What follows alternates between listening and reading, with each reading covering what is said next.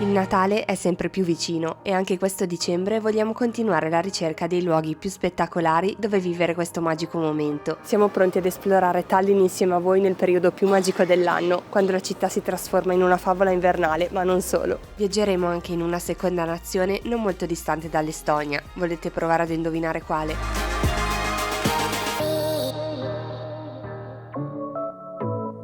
Dopo 3 ore di volo da Bergamo atterriamo a Tallinn, la più antica delle capitali baltiche. È molto presto e la luce è ancora poca. Proprio davanti al terminal troviamo il bus che in 20 minuti e con un biglietto da 2 euro ci lascia direttamente davanti a una delle porte di accesso al centro storico. Il primo impatto davanti a questo portale delle fiabe è sicuramente positivo. Le strade sono tutte decorate, con tante luci e piccoli pini ad ogni angolo. Pur essendo una delle vie principali, è molto tranquilla e la sensazione generale è che le persone siano molto rilassate mentre passeggiano tra i negozi. Ovviamente la nostra prima tappa è la colazione. Raggiungiamo il cortile dei maestri, una piccola corte nascosta e dal grande fascino, dove ci sono diversi negozietti di artigianato e una cioccolateria. Se arrivati qui sentirete le note di qualche canzone anni 20, saprete di essere nel posto giusto. Il locale è molto particolare, con arredi originali e luce soffusa. Paolo ha preso una fetta di sacher fantastica, mentre io mi limito ad un dolcetto di marzapane, tanto so che questa sarà la prima di diverse merende, qui i dolci sono pazzeschi. Facciamo pochi passi e ci troviamo in uno dei luoghi più caratteristici della città. Siamo in Katarina Kaik, spero di averlo pronunciato bene, è una delle vie medievali meglio conservate e più belle della città, non potevamo iniziare il nostro itinerario meglio di così. Adesso stiamo andando verso i camminamenti lungo le mura di cinta, che sono tra le meglio conservate d'Europa. Sbuchiamo proprio di fronte alla Elleman Tower, una delle torri di difesa della città ancora perfettamente intatta. Con un biglietto da 4 euro abbiamo accesso ai camminamenti difensivi lunghi circa 200 metri che collegano 2 torri e ci danno la possibilità di avere una bella vista sul centro. Oggi il tempo non ci aiuta con questa foschia e la pioggia leggera, ma il panorama merita comunque.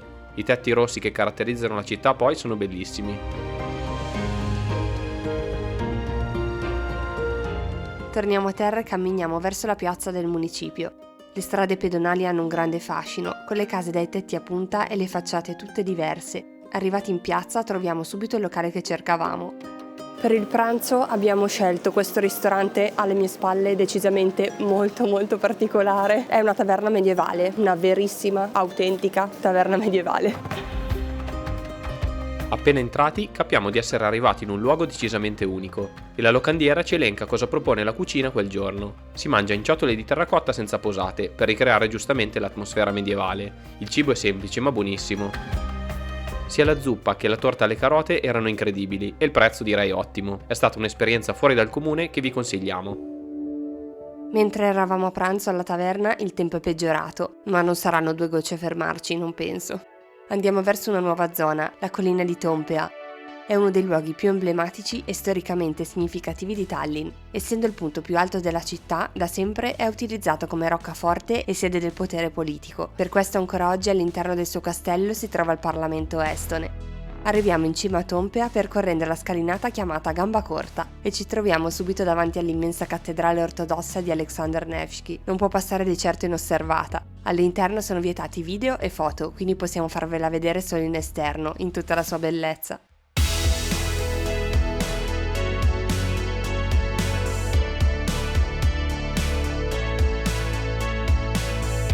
Alle spalle della cattedrale, superato un arco di pietra, troviamo i giardini del Re di Danimarca, dove ci accolgono enormi sculture di frati incappucciati, per nulla inquietanti direi. È un bel giardino, in primavera o estate deve essere stupendo. Ci aggiriamo tra le strette viuzze per raggiungere il primo dei punti panoramici che ci siamo segnati.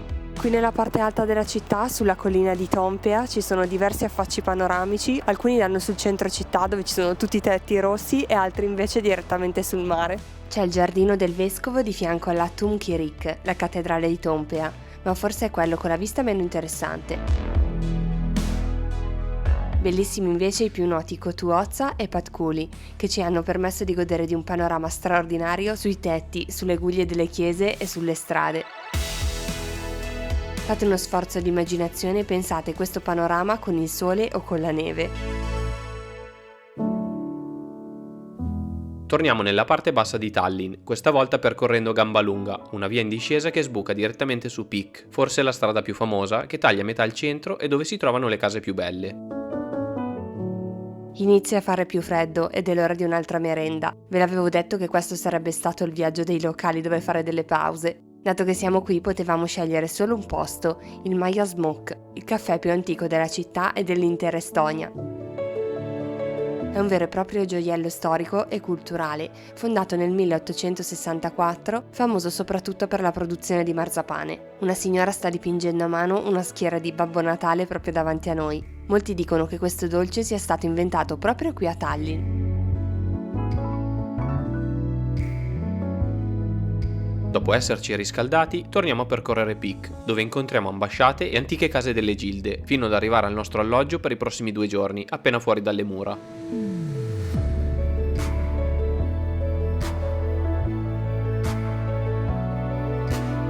Siamo arrivati in appartamento, è piccolo ma ha tutto il necessario, ha questo salottino con la cucina e sul soppalco il letto dove dormire. Tra l'altro abbiamo pagato solo 50 euro a notte ed è veramente a 2 passi dalle mura del centro di Tallinn, quindi direi perfetto.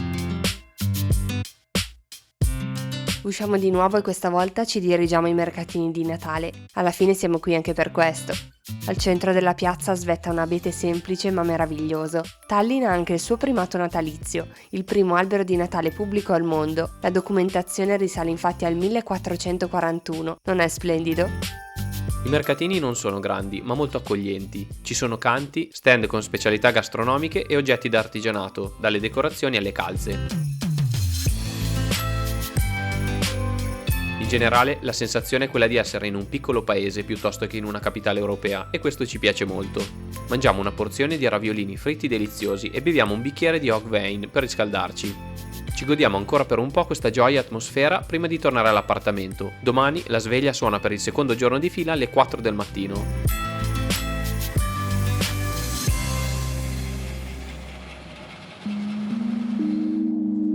Ed eccoci alle 5 del mattino a camminare verso il porto, sotto una pioggia leggera che non vuole abbandonarci. Abbiamo scelto questo orario per sfruttare le 6 ore di luce che ci sono in questo periodo dell'anno. La nostra destinazione è Helsinki. Raggiungere la capitale della Finlandia è molto semplice, un traghetto di 2 ore che costa 18 euro a testa andata e ritorno. Non potevamo perdere l'occasione di mettere piede nella patria di Babbo Natale. La nave è molto più bella di quello che ci aspettavamo. Facciamo una leggera colazione e dopo esserci riposati un po' andiamo sul ponte esterno giusto in tempo per vedere le luci della città mentre ci avviciniamo al porto. Il cielo si sta anche colorando di un rosa tenue, anche se manca ancora un po' di tempo all'alba.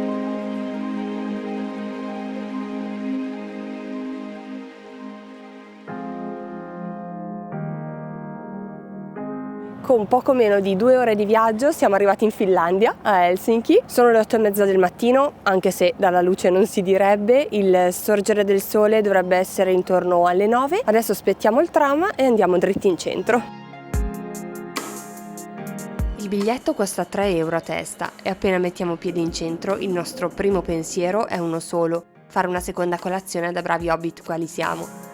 Andiamo alla St. George Bakery, dove c'è una bellissima atmosfera, ma notiamo subito la differenza di costi con l'Estonia. Dopo esserci rifocillati, partiamo con l'esplorazione. Le vie principali sono circondate da grandi e alti palazzi, con diversi stili fusi insieme a creare un contesto unico. C'è un'evidente impronta di influenze russe e scandinave nell'architettura della città, un certo ordine classico e simmetrie rigorose che possono piacere moltissimo come non affascinare. Sicuramente qualcosa di completamente diverso rispetto alle strade acciottolate di Tallinn. È sorprendente notare questo contrasto in 2 capitali così vicine. In Piazza del Senato la cattedrale di Helsinki ruba la scena a tutti gli altri edifici nei dintorni. E anche se l'esterno è molto scenografico, al contrario gli interni sono molto semplici, direi quasi austeri. Passando davanti alla stazione centrale arriviamo alla Audi Central Library, che non può di certo passare inosservata con il suo design futuristico.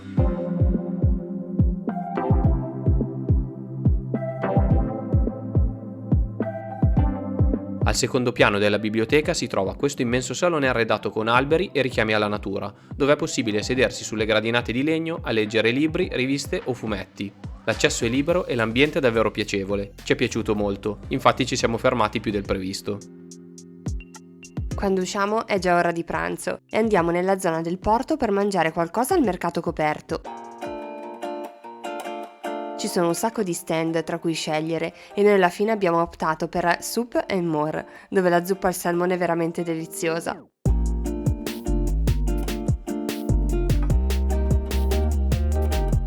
Le 6 ore a nostra disposizione sono quasi scadute, ma prima di andare a prendere la nave facciamo un giro per i mercatini di Natale in Piazza del Senato. Non abbiamo un videotestimonianza, ma abbiamo anche incontrato Babbo Natale in persona. Ottima conclusione per la nostra giornata in Finlandia. Il rientro a Tallinn è stato anche rallegrato dalla musica dal vivo. Trasporto e intrattenimento sulla Eckerö Line, ottimo.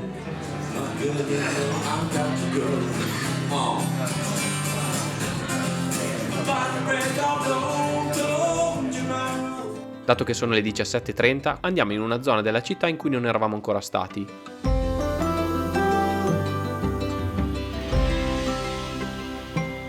Varchiamo le mura da un altro portale di accesso e ci troviamo davanti alle Tre Sorelle, un gruppo di 3 case mercantili costruite nel XV secolo con uno stile gotico ancora oggi splendidamente conservate. E se ci sono le 3 sorelle, perché non dovrebbero esserci 3 fratelli? Li troviamo infatti nella strada parallela a Pic. Facciamo 2 passi tra le antiche strade del centro, che di sera hanno un fascino indiscutibile, per poi fare una spesa veloce e tornare a cenare a casa. Un po' di relax ogni tanto ci vuole.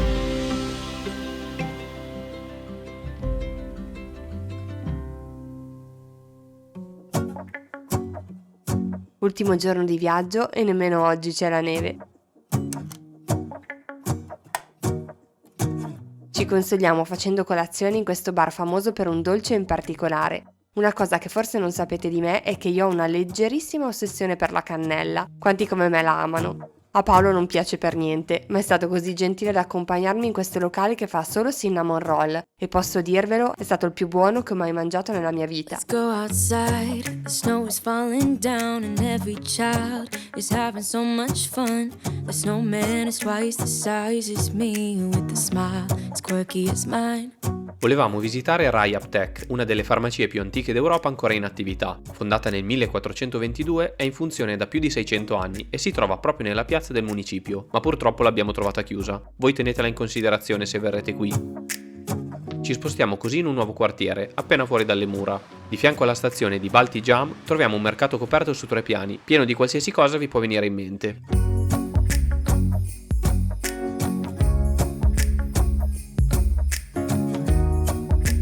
Questo mercato è veramente super bello, soprattutto la parte in alto dove ci sono le cose di antiquariato, dove ho preso 3 spille, e anche la parte con i negozi vintage, ormai lo sapete che ci piacciono un sacco, e c'è una grandissima scelta su dove mangiare, quindi approvato.